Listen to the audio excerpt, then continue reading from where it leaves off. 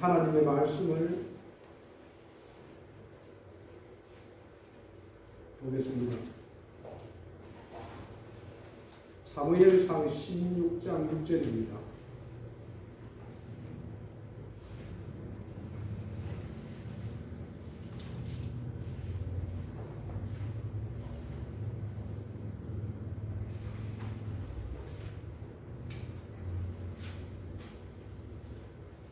사무엘상 16장 15절부터 19절까지 말씀입니다.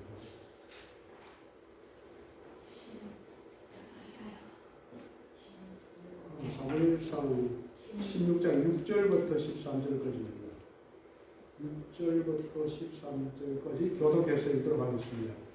그들이 오매 사무엘이 엘리압을 보고 마음에 이르기를 여호와의 기름 부으실 자가 과연 주님 앞에 있도다 하였더니 여호와께서 사무엘에게 이르시되 그의 영모와 기를 보지 말라. 내가 이미 그를 보렸노라. 내가 보는 것은 사람과 같이 아니하니 사람은 외모를 보느니라. 나 여호와는 중심을 보느니라 하시더라. 이새가 아비나답을 불러 사무엘 앞을 지나가게 하매 사무엘이 이르되 이도 여호와께서 택하지 아니하셨느니라 하니 이새가 사람을 지나가게 하매 사무엘이 이르되 이도 여호와께서 택하지 아니하셨느니라 하니라. 이새가 그의 아들 7을 다 사무엘 앞으로 지나가게 하나 사무엘이 이새에게 이르되 여호와께서 이들을 택하지 아니하셨느니라 하고 또 사무엘이 이새에게 이르되 내 아들들이 다 이르느니라. 이새가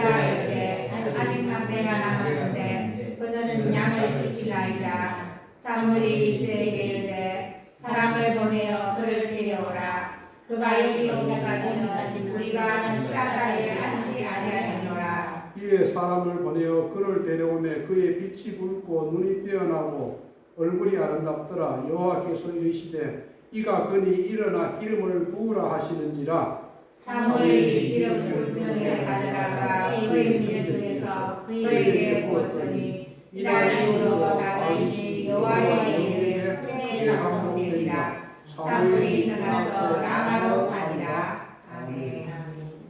중심을 보시는 하나님이라는 제목으로 우리 김상수 목사님께서 하나님의 말씀을 증거해 주시겠습니다.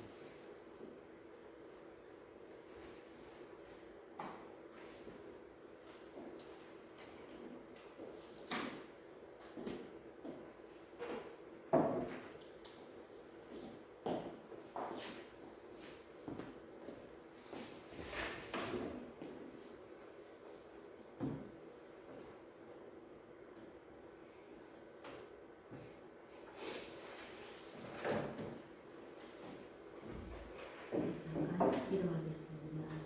하나님 아버지 참 감사합니다. 아버지 이 시간에 우리 주님께서 함께 해주셔서 말씀을 전하는 자나 말씀을 듣는 자가 성령 안에서 하나 되게 하여 주시어서 하나님께 영광 돌릴 수 있도록 은혜를 베풀어 주시옵소서. 감사합니다. 예수님의 이름으로 기도 드리옵나이다. 아멘. 반갑습니다. 이제까지 오늘 함께한 여러분들이 말씀을 들어왔습니다. 이제까지 들어왔던 말씀, 오늘 말씀을 통해서 다시 한번 확인하는 시간, 확인되는 은혜의 시간이 되었으면 좋겠습니다. 자, 빛나는 별이 있습니다. 반짝반짝 빛나는 별이 있습니다. 그래서 그 많은 별들 중에 가만히 들여다보면 중간에 있는 별이 있습니다. 가운데에 별이 있습니다. 이것은 중심을 말하는 뜻입니다. 자, 그렇다면 우리의 중심은 어디에 있을까입니다. 즉 우리의 근원이 되는 깊은 곳에 있는 마음이 있습니다. 우리의 깊은 곳에 있는 마음이 있습니다. 이 마음이 중심입니다. 마음은 생각, 더 나아가서는 영혼까지 의미하는 말입니다. 팽이. 예. 레일 위에, 두 레일 위에 자이로 팽이를 돌렸더니 이 자이로 팽이가 떨어지지 않고 계속 돌아가게 되는 것을 보게 됩니다. 자, 이 팽이 속에 무엇이 들었길래 자, 레일 위에 팽이를 돌렸더니 계속적으로 돌아가는 것입니다. 떨어지지 않고 이 팽이 속에 무엇이 들어있는데 떨어지지 않고 돌아가는지를 한번 살펴보았습니다. 팽이를 가만히 들여다보았더니 팽이를 가만히 들여다보았더니 이 팽이의 중심에 뭐가 있었을까요? 자석이 있었습니다. 이 자석 때문에 팽이가 레일에서 떨어지지 않고 계속적으로 돌아갈 수 있듯이 오늘 함께한 우리의 겉모습이 있습니다. 그리고 우리 속 안에 무엇이 있는지가 중요합니다. 눈으로 보이지는 않는데 속 안에 있는 것이 왜 그리 중요한지를 오늘 본문 말씀을 통해서 말씀드리겠습니다. 오늘 본문 말씀에 하나님은 무엇을 보신다고? 중심을 보신다고 합니다. 그래서 이 시간 중심을 보시는 하나님을 살펴보도록 하겠습니다. 자, 오늘 읽을 말씀에 누가 나오느냐 하면 사무엘이 나옵니다. 이 사무엘은 제사장이면서 선지자이면서 사사입니다. 예, 제사장은 무엇을 하는 사람이냐 하면은 제사장은 하나님과 사람 사이에 중보자 역할을 합니다. 중보 역할을 합니다. 자, 백성을 대신해서 하나님께 제사 드리는 사람이 제사장이었습니다. 그 시간에 구약 시대에. 그리고 선지자는 하나님의 말씀을 듣고 백성들에게 사람들에게 그 들은 말씀을 전하는 사람이 선지자입니다. 하나님의 뜻을 백성들에게 전하는 사람이 선지자입니다. 그리고 사사는 제사장과 선지자와는 조금 다릅니다. 사사는 백성들의 지도자 역할을 하는 사람이 사사입니다. 자, 본문 말씀에 들어갑니다. 보면 사무엘의 실수가 기록되어 있습니다. 조금 비껴간 이야기지만 바로 여기에 성경 이 말씀에 위대함이 있습니다. 자, 믿음의 조상 누구? 아브라함은 물론이고 다윗 왕을 포함하여서 예수님 제자들까지도 잘한 것이 기록되어 있다면 이들의 잘못이 그 안에 포함되어 있었습니다. 우리는 이 사실을 통해 이 성경에 있는 말씀은 특정 인물과 그 어떤 단체, 그 집단을 위해서도 기록되어 있지만 이것들을 통해 오직 하나님 말을 전하기 위해 주님의 말씀이라는 것을 우리가 깨닫게 되는 것입니다.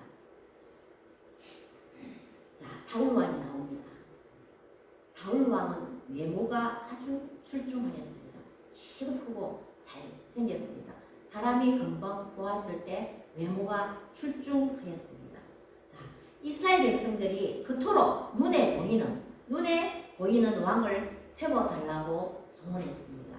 그래서 하나님이 사무엘 선지자를 통하여서 사울 왕을 이스라엘의 일대왕, 사람으로서 이스라엘의 일대 왕으로 세워 주었습니다.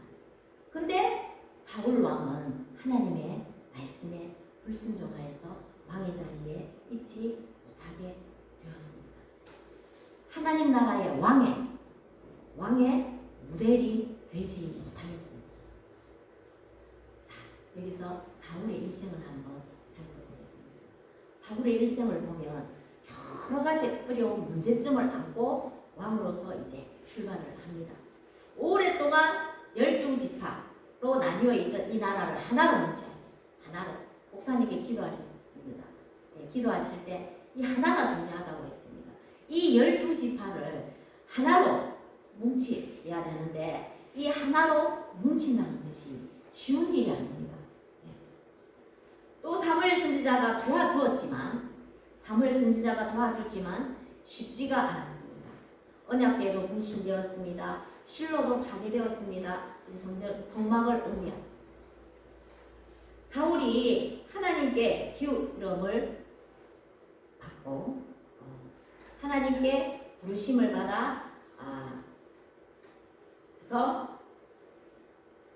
기름을 하기 전에 하나님 앞에 부르심을 받고 난 후에 어떻게 되느냐면 전쟁이 일어납니다.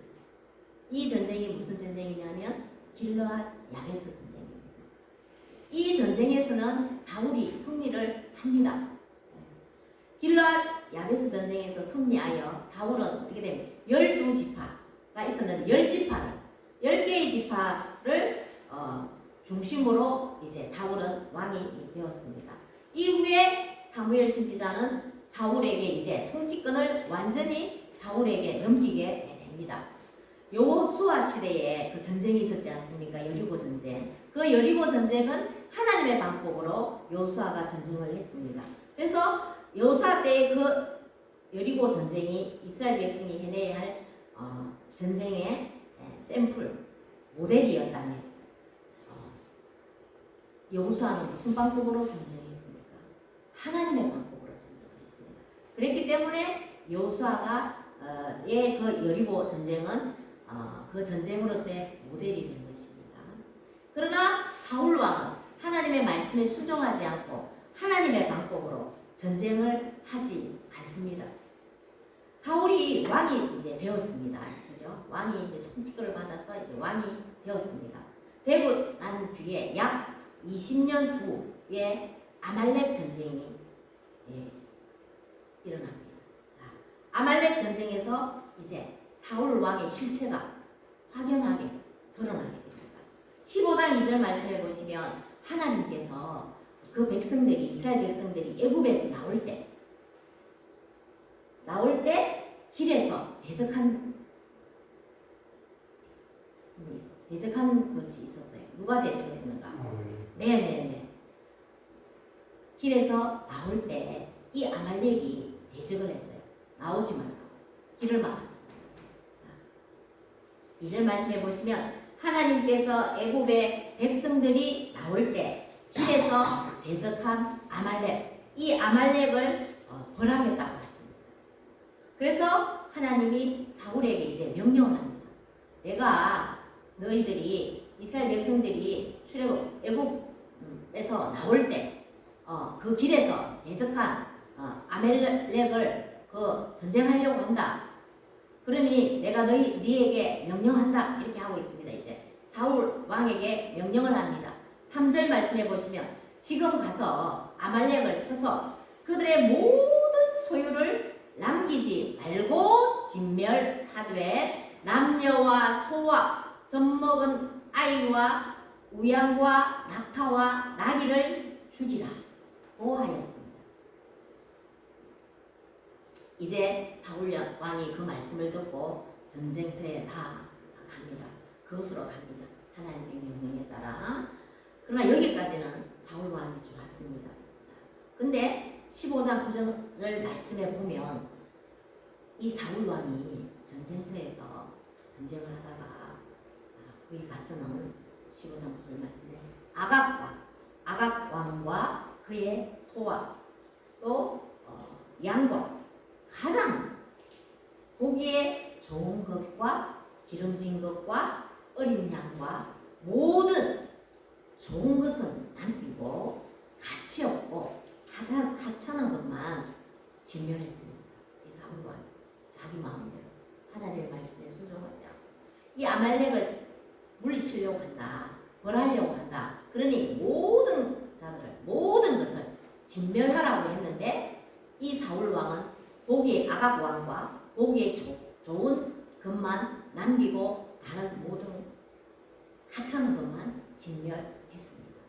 그래서 하나님께서는 이스라엘 백성들이 출애굽할 때 그 길에서 대적한 아말렉을 치고 그 모든 소유를 남기지 말고 다 진멸하라고 명령을 했는데 이 사울 왕은 자기의 보기에 좋은 것과 기름진 것과 그 어린 양 모든 좋은 것은 남기고 가치 없고 하찮은 것만을 진멸했습니다.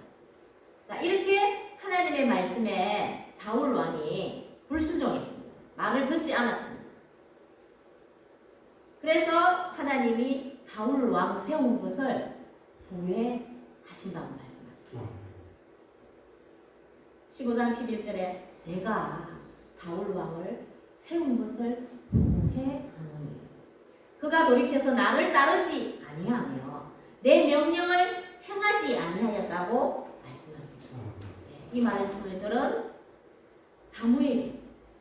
사무엘이 근심하여 밤새도록 부르짖습니다. 하나님. 사울 왕을 사람 보기에 이 나라의 일대 왕으로 세워줬는데 하나님의 명령에 그 말씀에 순종하지 않았습니다. 그래서 여호와께서 사울 왕 세운 것을 후회한다고 하니 이 사무엘 선지자는 밤새 울면서 하나님께 부르짖었습니다. 기도했습니다. 자, 이렇게 하나님의 말씀에 불순종함으로 이제 더 이상 사울 왕은 그 이스라엘 그 왕의 자리에 있지 못하게 됩니다. 그래서 하나님의 명령에 따라 사무엘 선지자는 이제 사울 왕 다음으로 왕이 될 사람을 찾으러 갑니다. 사무엘 선지자에게 왕을 찾으라고 하신 분은 하나님이십니다. 또 왕으로 세울 사람이 누구인지를 알려주시는 분도 하나님이십니다. 다음 왕이 될 다윗에게 특별한 은혜를 베풀어 주시는 분도 하나님이십니다. 16장 1절 말씀을 제가 한번 읽어드릴게요. 여호와께서 사무엘에게 이르시되 내가 이미 사울을 버려 이스라엘 왕이 되지 못하게 하였거늘 내가 그를 위하여 언제까지 슬퍼하겠느냐. 너는 꿀에 기름을 채워 가지고 가라. 내가 너를 베들레헴의 사람 이새에게로 보내리니 이는 내가 그의 아들 중에서 한 왕을 보았느니라 라고 말씀합니다. 여호와께서 하나님께서 내가 사울 왕을 버렸다.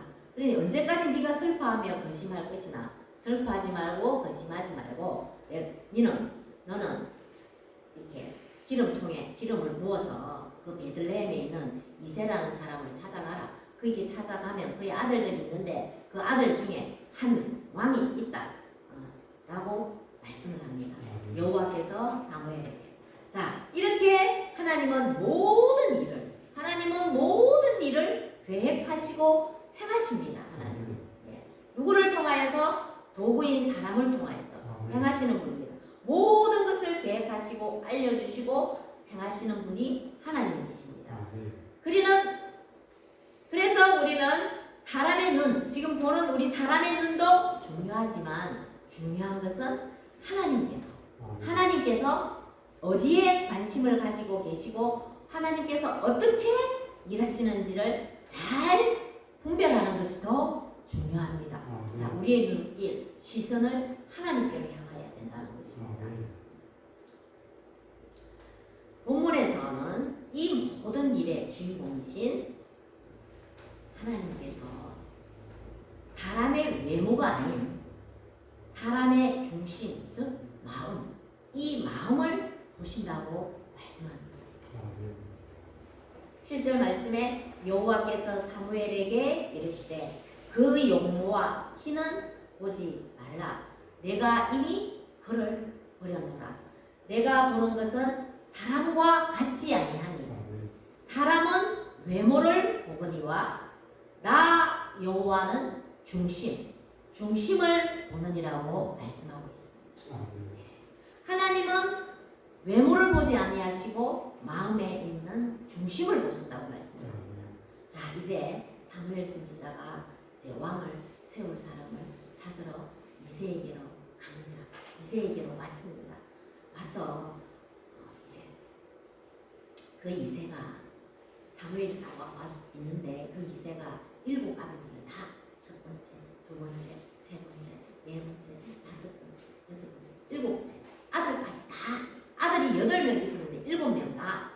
사무엘 선지자 앞으로 지나가게 합니다.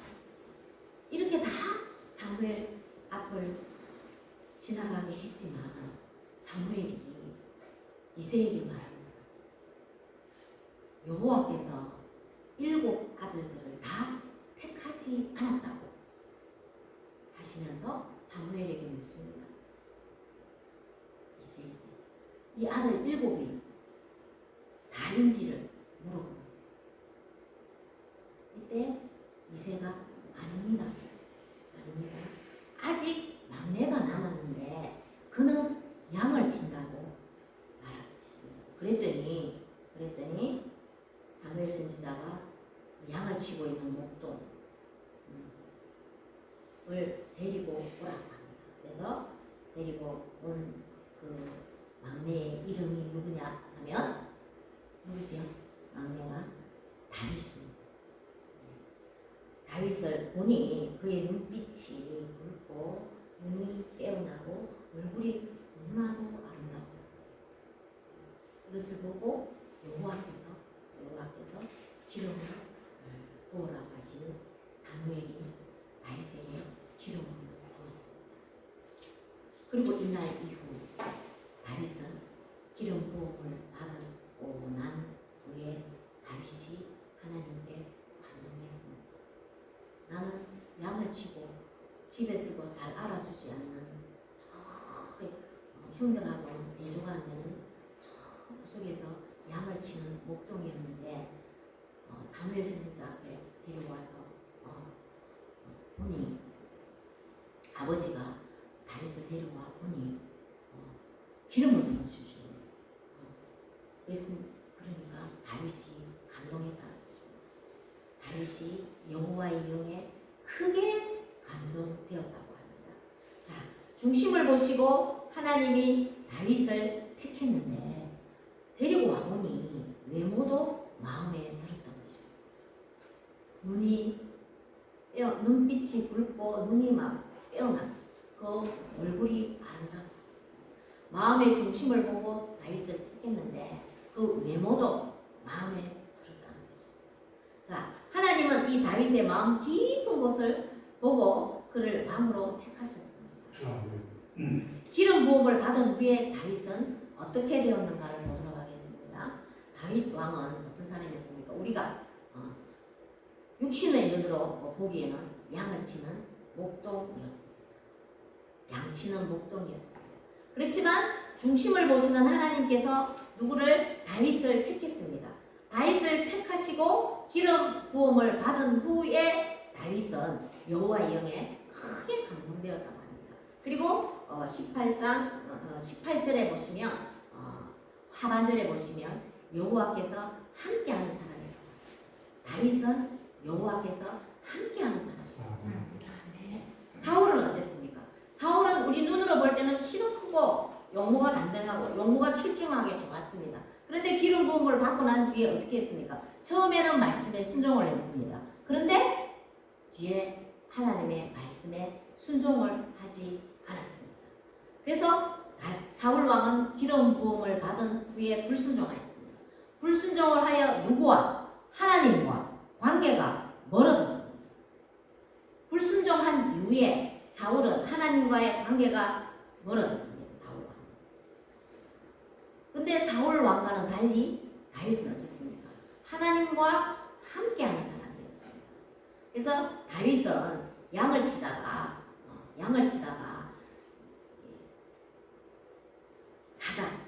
사자나 곰이 양을 죽이고서 자기의 먹잇감으로 하려고 할 때 다윗은 어쨌냐면 다윗은 사자의 입으로 들어간 그 양을 한 손으로 빼내면서 무엇을 그 사자의 수염 있잖아요. 그 수염 같은 것을 확 뜯고 어쨌든지 간에 그 양이 사자의 먹이가 되게끔 그 양을 지켰다는 거죠. 빼냈다는 거죠. 양을 치다가 사자나 곰이 나타나면 하나님을 믿고 하나님을 의지하면서 어떻게 담대하게 사자나 곰을 물리치는 사람이 다윗이었습니다. 그만큼 맡은 일에 성실함과 책임감이 있었던 사람이 다윗이었습니다. 그리고 다윗은 여러 힘든 과정들을 거치고 또 잘못을 했지만 어쨌습니까? 하나님 앞에 진정으로 회개를 하고 이 모든 과정을 통과하여서 다윗의 혈통에서 누가 왔습니까? 예수 그리스도가 오신 것입니다. 다윗의 혈통에서.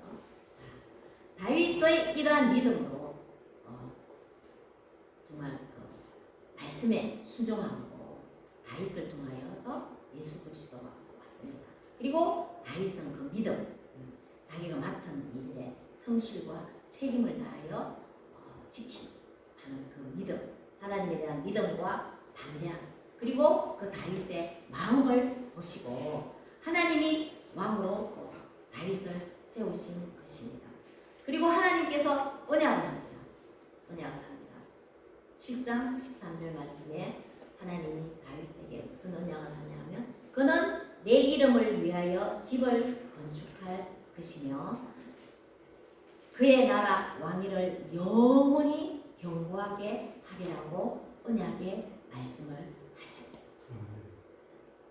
또 다윗은 눈이 빼어났다고 했잖아요. 아까 그죠? 눈이 빼어나고 얼굴에 빛이 난다고 했습니다. 얼굴이 아름답더라고 했습니다. 그것은 얼굴을 봤더니 정말 외모가 아름다웠습니다.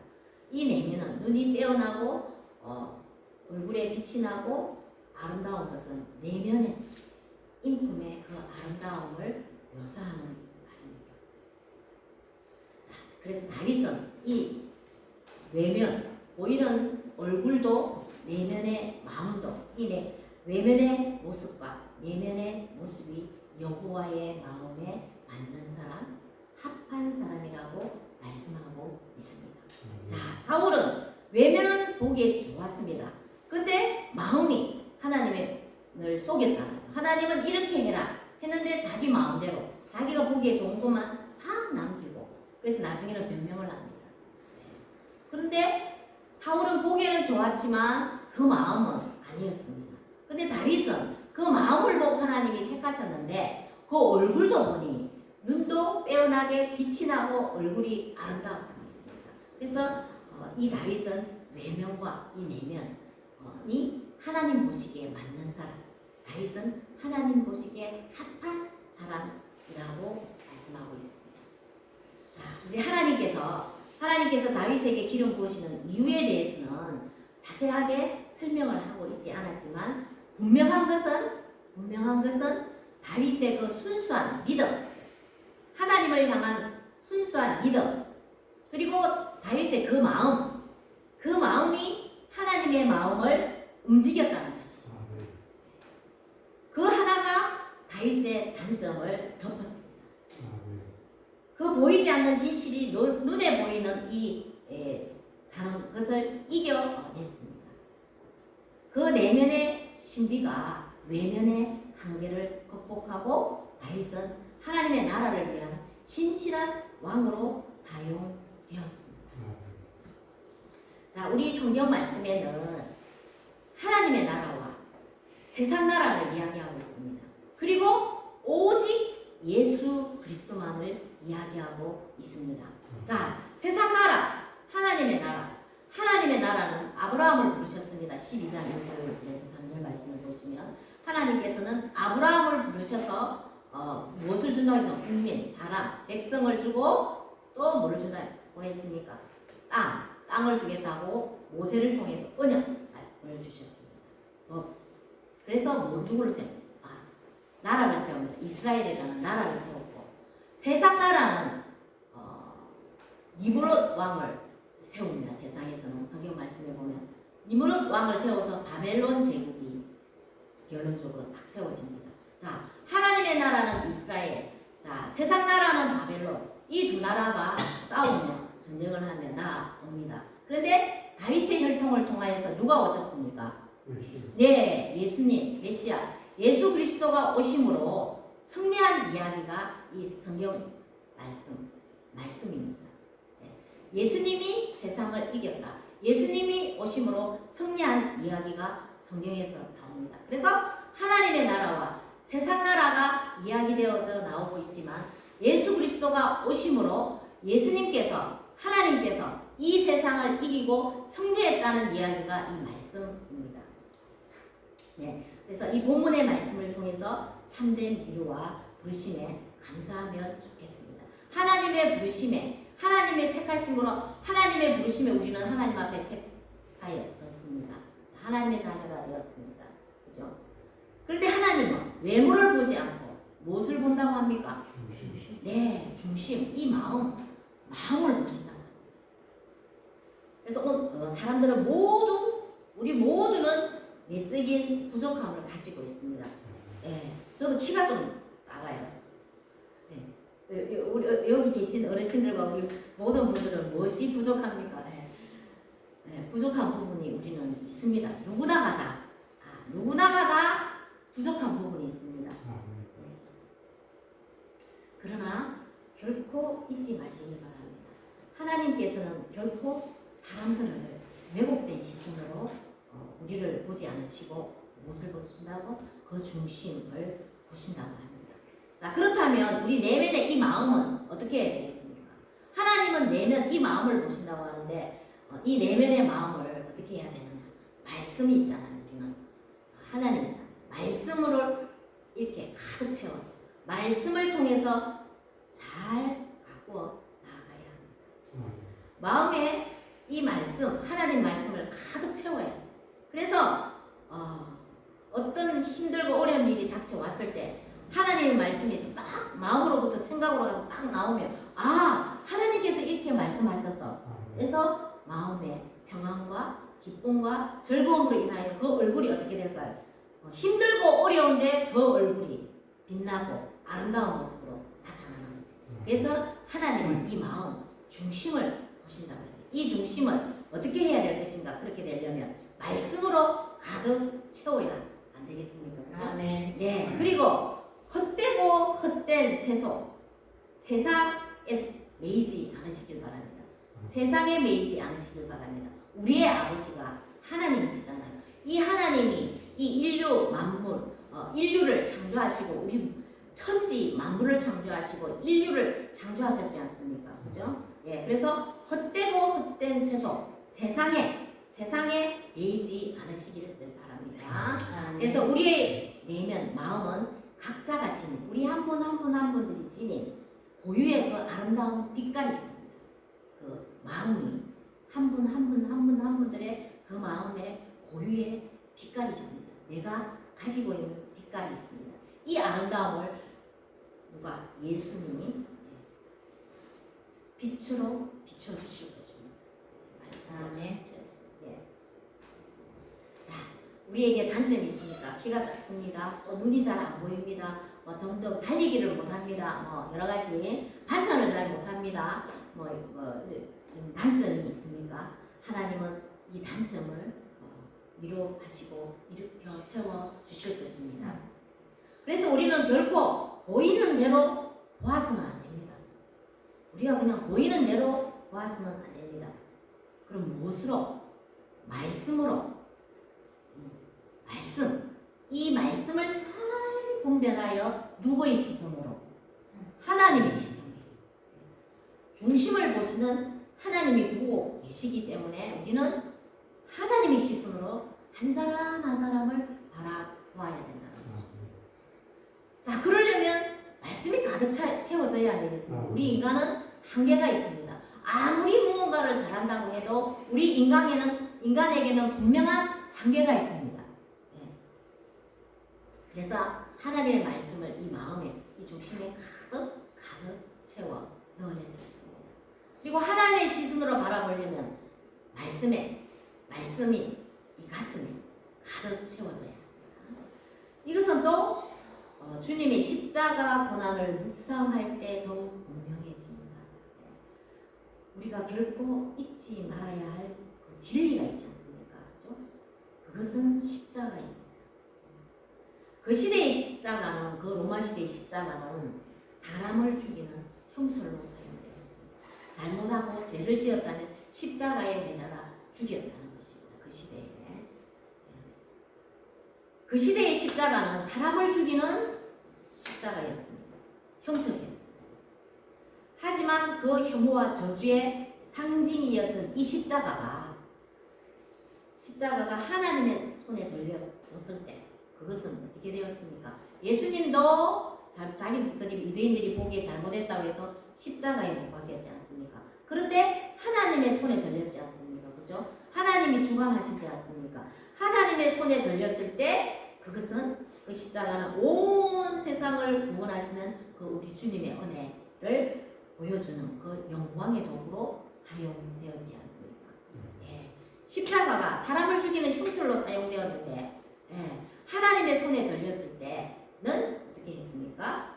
온 세상을 구원하는 온 한 사람 한 사람을 구원하는 그 주님의 은혜를 보여주면서 영광의 도구로 그 십자가가 사용되었다는 것입니다. 그러므로 십자가의 복음을 우리는 믿지 않습니까? 그죠? 십자가의 복음을 믿고 전하는 우리는 마땅히 어떻게 해야 됩니까? 세상이 바라보는 눈과는 전혀 다르게 어떤 눈으로? 사랑의 눈으로. 목사님께서 기도하실 때 사랑을 강조했습니다. 그렇죠? 형제를 사랑하고 모두를 사랑하고 교회를 사랑하고 이 사랑의 눈으로 우리는 바라봐야 됩니다. 모든 한 사람 한 사람을 사랑의 눈으로 바라보고 그 사랑의 눈길을 가질 수 있도록 늘 자신을 스스로를 잘 살피고 점검해야 합니다. 자, 하나님께서 아들이 하나뿐인 그 독생자 예수 그리스도를 십자가에 죽이시기까지 한 사람 한 사람을 사랑하셨다는 것입니다. 우리 한 사람 한 사람을 사랑하셨기 때문에 아들이 귀하지 않습니까? 자, 아들이 너무 귀하지 않습니까? 우리에게 아들이 있는데 그걸 죽이라고 하면 자, 우리는 정말 우리에게 그런 믿음이 없기 때문에 하나님께서 그렇게 명령은 안 하시겠지만 하나님께서 하나밖에 없는 독생자 예수 그리스도를 십자가에 죽이시기까지 우리 한 사람 한 사람을 구원하시려고 우리를 사랑하시기 때문에 그 아들을 죽이셨다는 것입니다. 그래서 이 복음 예수 그리스도를 믿는 우리 한 사람 한 사람은 모든 사람을 바라볼 때 사랑의 눈길로 하나님의 시선으로 바라보아야 합니다. 자, 우리에게는 한계가 있음을 인정하고 누구를 의지해야 되겠습니까? 항상 하나님을 의지해야 됩니다. 하나님을 의지하면서 하나님의 시선으로 사랑의 눈길로 볼 수 있어야 합니다. 자, 그리고 하나님의 마음, 성품을 닮은 우리가 되기를 원합니다. 하나님의 성품은 어떻습니까? 사랑과 희락과 화평과 오래 참음과 양성과 자비와 충성과 온유와 절제. 이 성품을 가지려고 우리는 무단히도 예수님의 이름으로 기도하면서 하나님께서 말씀을 이렇게 하셨으니 사랑하라고 해놨으면 우리가 하나님의 말씀에 순종하여 사랑하고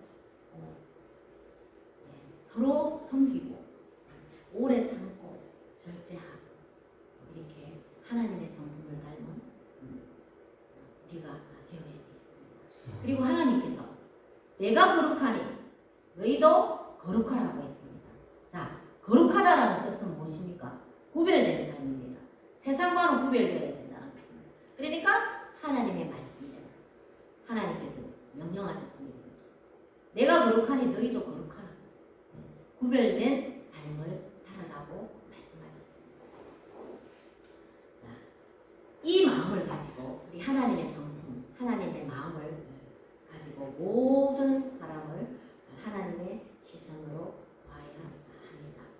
그리하여 우리 중심을 보시는 하나님과 눈을 맞추어서 그 하나님의 뜻이 있지 않습니까? 우리에게 향한 하나님의 그 뜻, 그 뜻을 이 땅에서 이 주변과 열방을 향하여서 더 넓게 펼쳐 나가시면서 그 뜻을 이루는 신주 전원교회와 우리 모두가 되기를 주님의 이름으로 축복합니다. 아멘. 하나님 감사합니다.